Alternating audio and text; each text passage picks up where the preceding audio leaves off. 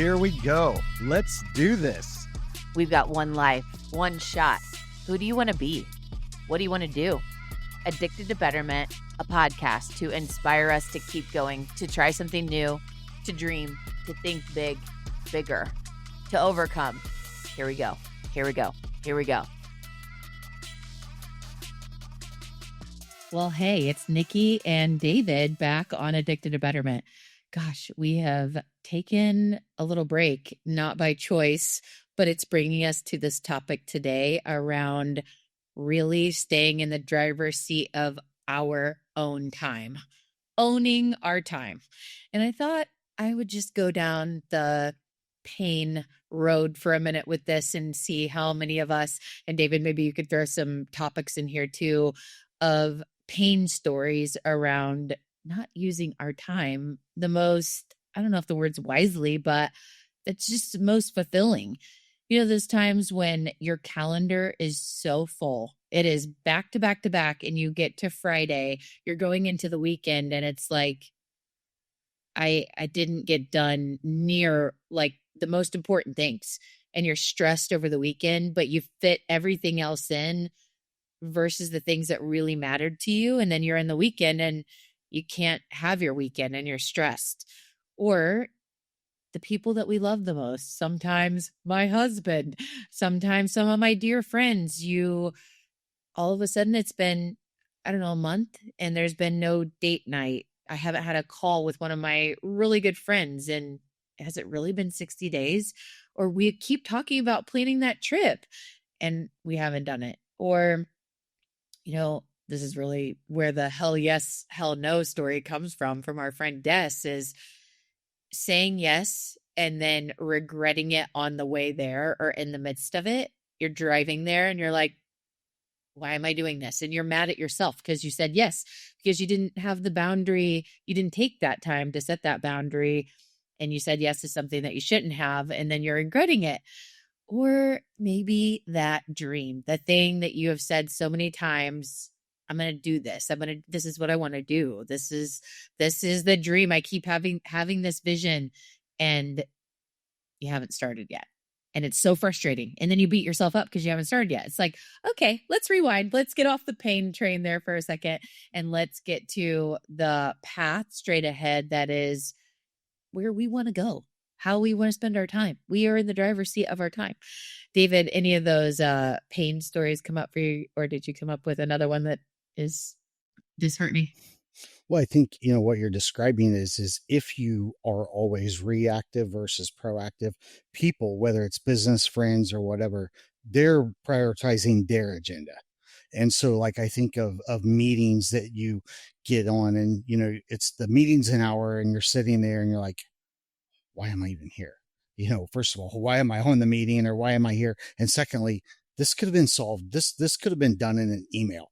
One email could have, taken care of it, and you find yourself, or even worse for me, you're on a meeting and to your point, you're back to back to back, and people who are simply are not prioritizing their time because they're just checking the box and going through the motions, and the meeting's going over, and you're thinking we could have ended this 30 minutes ago, and yet people are just talking and whatever, and so they're not really managing their time. And what happens is they take yours.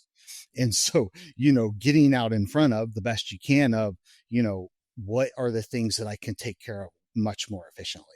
Does this meeting really need to be an hour, or can I have that? Is it a 10-minute phone call?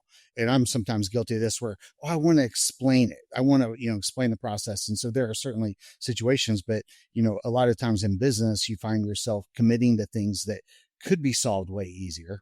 And then another thing is going over the allotted time where, someone says, hey, do you have 7 minutes? Yeah, I've got 7 minutes. And you're thinking this is going to be a 5 to 7 minute call. Well, at the 7 minute mark, they're just warming up and you're thinking, oh, damn it. I allotted 7 to 10 minutes and now, I'm trying to get the things. So, I think it's one, if you allow others to prioritize your time versus you're going to always be in that situation that you just described of getting to the end of the day and thinking, I didn't even get my work done. Or I didn't even get my top priorities done, or my best friend who I love talking to, I haven't had a call with for a while because, I'm in that flow of not managing my time. So it's a real thing that we all struggle with. That's so good. Well, we're going to go into it from the being in the driver's seat of the proactive planning of our days, our weeks, our months, and also on the other side, the boundaries that we courageously bring up and stand to so that we don't have that pain experience or, the outcome of I have 5 minutes for my family tonight. We don't want that, right? So stay in the driver's seat. So let's start with like the designing our lives as we want them to go.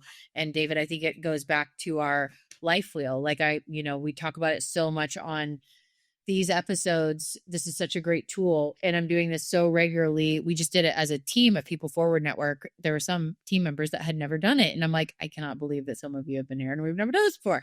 But I will tell you that it was so awesome that the next day we have a Slack channel that we call Life Wheel about all the things in our life, and one of the team members that had been delaying ordering the supplements that she used to in the past because she made some choices about money and just things are inflated right now and it costs a lot, but man, I don't feel good. And in her cat, that was the area, her health. And she, in the morning, I think it was like right when I woke up, she's an early bird, and she posted, ordered all my supplements, they're on their way or whatever. And they were there the next day. But we have to do these practices that help us live in our, nucleus, in that center of who we want to be, and design our time that way. And so I'd love to go into more about how we do that with the life wheel. David, you want to comment on proactive planning to then allocate time based on that? Have you ever been around someone, Nikki, that you thought to yourself, how do they do it? How do they have all these kids, or how do they have all this, these business obligations? How do they do it? I know some people like that, when you're around them and you're thinking, holy cow, they own all this, and this, and they are involved in the church, and they go to the gym every day, and they do the thing. And you wonder, how do they do it? And then, other people that you see, what do they ever get done? But every time you talk to them, they're, oh, I'm so busy, I'm so covered up. And I believe the difference is exactly what you said, prioritizing your priorities based on what your personal objectives are. So we use the life wheel to really define that. But if you, get clear on what are my personal objectives in business, in my relationship, with my wife, you mentioned, man, you get to the end of the month and you realize like, damn, we haven't had a date night in how long, because life's just, we're doing in that thing where we're trying to get all the things done. And, or, in the business day, how do I get to the end of the day? And I didn't get my, top 3 things done. And yet this guy over here, he's got way more on his plate. How did he get all that done? And it's really, being super committed to those time commitments and what is the priority, and really refusing to let someone else dictate what that is, or how that flows is I think one of the critical things in that. Yeah.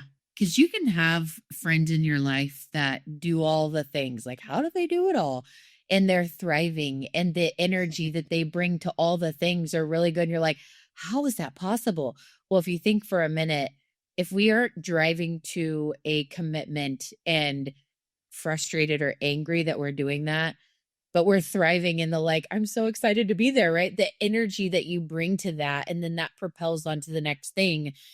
Basically, anytime we have something on our calendar or in our lives that's sucking our time, even if it's just one thing out of the 10 things of the day, other things can all happen that were planned because it's taking from your energy, right? To do that one thing that isn't aligned.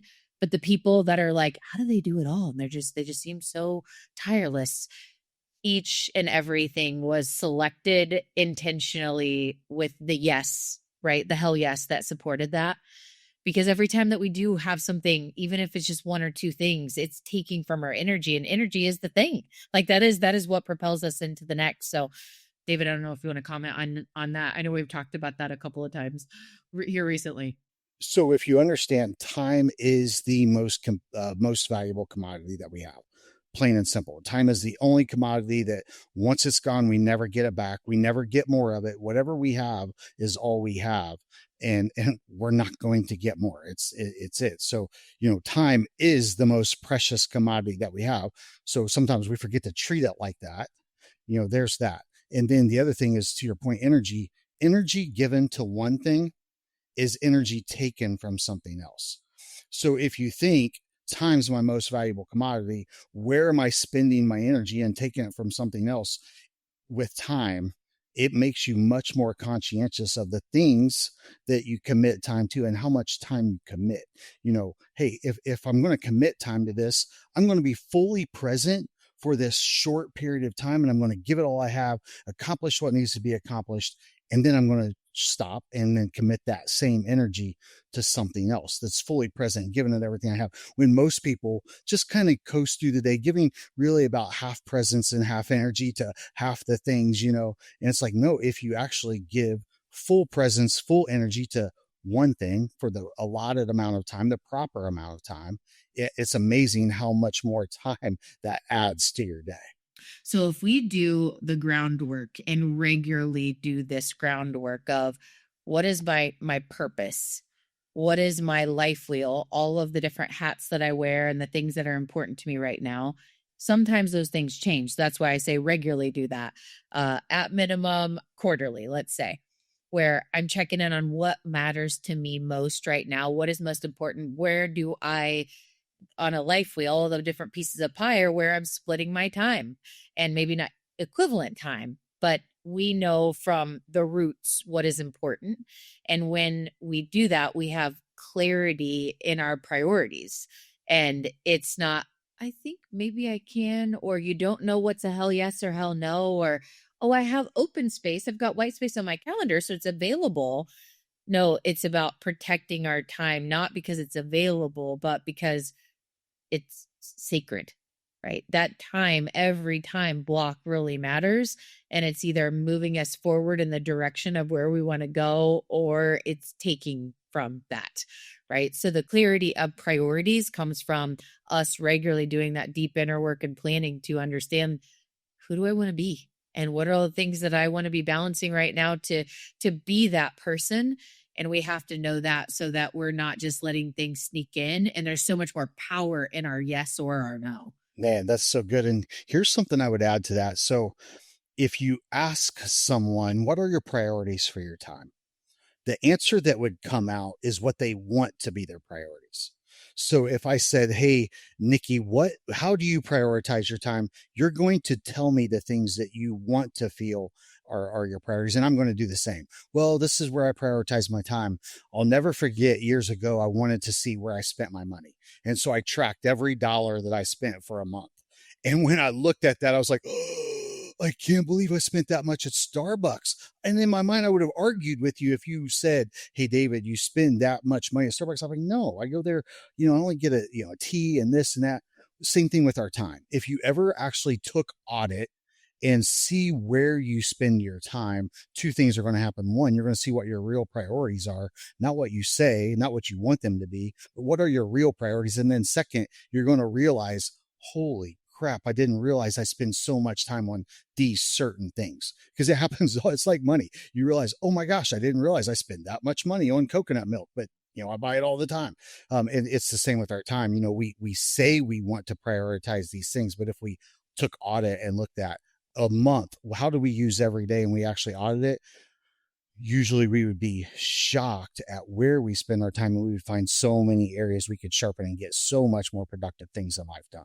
Yeah, I heard something a long time ago. Look at your bank account and your calendar and study that deeply. And that's the data that, data transforms us in everything. When we, just like you said, it's like, I'm not spending that much at Starbucks, when you really know the hard numbers, right? And so in this case, it's looking at, where you're spending your time on your calendar. If you want to go back down the pain route, go ahead and look at just your past month and all the blocks where you're like, I wish I wouldn't have done that. I wish I wouldn't have said yes to that. And where we want to get is not having that. We look at the calendar, we're like, yes, yes, yes, right? So number one, that first point is around clarity of our priorities. And those change regularly based on the seasons of life. And we have to do the work to know what's important. And we have different roles that change, right? So doing that work to know where our priorities are. And let's say in work, I know my goals at work. Quarterly, I know our team sprint goals for the month, and my calendar is aligned based on that, right? obviously Addicted to Betterment hasn't been a huge priority lately because we're like, what the heck? We fell away. We definitely have good partners and we love them, but we're like, we do need to be on this channel as well. It is our show. And so what was slipping away, and honestly, it took me, some journaling to do, like what's going on here. And I really love this. It's one of my favorite shows. I want to be here. I enjoy this. It's an outlet for me. I love spending time with you, David, doing this. And we're creating all this other content, but then forgetting this priority. And it's like, gosh, got away from that because I wasn't centered in it. Right. And why is this important? I love spending the time with you. I love to inspire our friends. I love the feedback that we get from others. So anyways, the elements of this intentional design of our time, number one, starts with the clarity of our priorities. And then I think it goes into our systems, the systems that we create, the time we spend and like, yep, I got it in. It isn't about willpower as much as the systems that we have. And our systems either pull us forward into continuation of greatness or they take us away, like a system of on Sunday nights, David and I doing planning for the week, looking at our calendar, understanding, which nights are later nights when we're going to the gym, what food needs to be ordered. When we don't do something like that, it's like, it's 7:00. Are you hungry? Like, and then we're eating like crap. Right. So the systems that we have that help to propel, that time spent well forward, it's really important. David, what are your thoughts on the systems in our lives and how it helps us to stick with the time that we feel best about? Yeah, I think the important thing is choose your hard. So, you talk about systems of, do I get out of bed and, so for me, I'll be vulnerable here and use personal examples. I can get out of bed even if I don't feel like it, and make sure I have time to do my morning routine of meditation and all the things I do in my morning routine so that when I start my day, I'm in a great place. I'm in full mode. So, sometimes it's hard to get up and I really don't feel like doing a meditation. I really don't feel like reading. I don't feel like doing personal growth and self development at all. I just don't feel like it, but I feel like laying in bed, rolling over, closing my eyes, or maybe just getting on my phone and scrolling and, whatever. And so, building in those systems so for me, one of the first things I do is, I won't open social media. I won't open my emails or texts or anything. Usually, occasionally I do, but until I've done my morning routine, because I know it's easy for me to choose these other things, but I know how important it is to me to be the human that I want to be and be as productive as I want to be. So choosing your heart of, hey, I'm going to build these systems and I want to commit to it because I know that this sets me up for success in the rest of my life. And I think when you get in the habit of doing those, after a while, they're not hard. It's actually just becomes habit. You don't really think about it. Not that occasionally it's not hard, but for me, choose the heart of getting up and doing it or the heart of later wishing I had because my day's a shit show. I'm not productive. I'm not managing my day well. I'm not owning my day. My day is owning me. And if I just chose my heart of getting up earlier and planning my day properly, it would be very different. So yeah, you got to choose which one you want. Totally. Yep. And, going down this path of proactive systems that propel us forward, I think about time blocking by my energy type of the day, right? So, I'm going to time block in the morning to do the things that take my most brain power. If I try to do that later in the day, I got to drink a lot of Red Bull to be able to do that. And so time blocking by your energy type to use the most of your time. And so I think mornings, almost every morning, I've got 2 or 3 deep projects. I'm doing that way before any meetings start. And I really thrive in that. I love it. But if I was doing that later in the afternoon, I'd be dreading it. I'm mad at myself because I waited, because I'm not even giving it its best because my energy isn't there for that. Also on days of the week, I crave Mondays. Mondays are, the day that I'm like, oh, I did 2 work days today. I get so much done on a Monday, vision planning and just laying out the week and just a lot of momentum. That's the word for Mondays for me. Fridays, I protect those. We do half day. Well, our company, we do 4.5 day work weeks and my half day is Friday. And I use it for a lot of my just like the slow thinking things, the things that are like, oh yeah, or the nitty gritty stuff that I could just sit here and do with some music on, but it doesn't take a lot of brain power. So yeah, protecting those days. And then to an example, this was not a choice. I had jury duty last Monday. Oh my gosh, I was sitting there like I'm literally, I can stand it. Like being there, I'm like, because this is my day when I'm my best. And I'm sitting here in the place that's like so archaic. Like we're passing papers around with 100 people. It's like, it was very hard for me. Granted, I couldn't choose that. But then if I was on a Friday doing deep work meetings in the afternoon almost every time, I'm just frustrated because I'm like, I'm in the driver's seat of my time. Why am I doing this? Every once in a while, not everything can go as perfectly planned and somebody needs that Friday slot for something. But unless it's like creeping in beyond the little teeny tiny, like, not our best self. Remember the slogan, just say no? I don't remember it. I don't remember what it was for. Dare. Maybe it was, dare. Okay. Yeah. I feel like if people would just get in the habit of saying no, it's okay to say no. And often you're like, I hate to say no because I'm worried what they're going to feel or what they're going to think, or no, your time, it's the most valuable commodity that you have. Just say no. It's okay to say, I'm sorry, that doesn't work, or, that doesn't fit. I mean, I've gotten way better than I used to be over the years.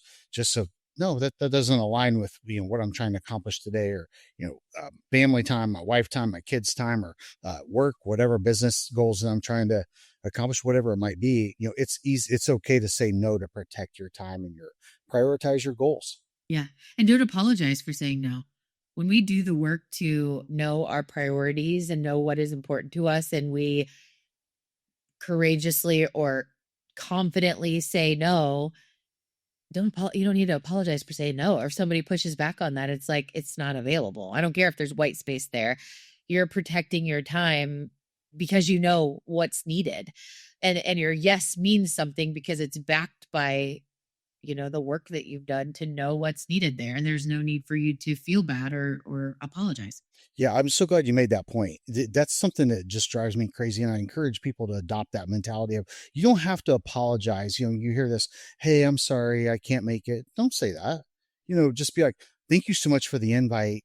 I'm not going to go.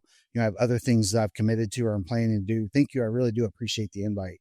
I'll politely decline. Be just straightforward. And when you start being just straightforward and honest like that, it actually helps you do that more and do it better versus this kind of weak, wishy-washy, I'm so sorry, I can't make it, or you make up some excuse.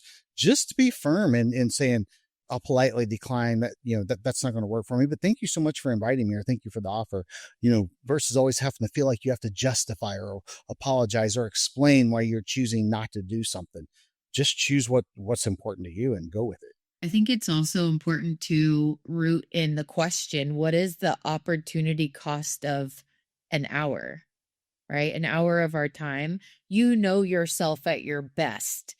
You know yourself when you're maximized, and when you're in an hour and it's just like, well, check the box and get this through. I mean, there's your answer. Like, it's just, and so it's a really good awareness exercise, looking at our calendar in the past, looking at what's coming up, and starting to make shifts based on like the opportunity cost of that hour. And is this the best hour? And, you meet people who never have a hard stop, never really plan, time and it's like, I never met anyone like that their life is one they love, right? We're looking for an outlet of like, let's extend the lunch break to 2 hours and whatever. It's because you don't know what your life's all about. Like, you don't have purpose. And when we have purpose and we know what we're about, like, we want to fit it all in. And yeah, it's just not there. So if you're feeling like that, it's like really going back and doing like the purpose work to be like, why am I here? What is my life all about? What's my life wheel? What is my best in each of these areas? And really getting clear with that.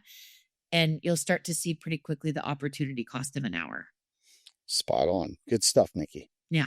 So that's our one of our first episodes back after being on this unintentional break because we didn't plan our time appropriately. But here we are with a little truth bomb, and also applying it to us as well. And just recommend that, We just don't want to be on meetings that don't matter. We don't want to be driving to places that aren't worth our time. And let's get ahead of it. Let's flip the script and let's be proactive and look ahead, and let's do the planning to, thrive in the minutes, the days, the weeks, the years, whatever ahead, and be doing all the things that really do matter. So there's our challenge to you.